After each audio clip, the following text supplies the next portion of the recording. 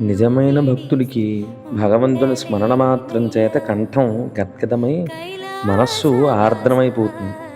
ఒక్కొక్కసారి బాగా విలపిస్తూ, ఇంకొకసారి నవ్వుతూ, మురిసిపోతూ, మరోసారి సిగ్గును విడిచిపెట్టి గట్టిగా పాడుతూ, మరొక సందర్భంలో నాట్యం చేస్తూ భక్తుడు సమస్త లోకాలని పవిత్రం చేస్తాడు. ఇది శాస్త్రం చెప్తున్నటువంటి మాట. రామకృష్ణ పరమహంస ఇలాగే ఉండేవారు. వాద్గద్గదా ప్రభతే యస్య చిత్తం రుదత్తభిక్షం హసతి క్వచిచ్చ విలజ్జి ఉద్గాత నృత్యచేత మద్భక్తియుక్తో భువనం పునాతి అని ఇప్పుడు రామకృష్ణ వారు చెప్పేవారు.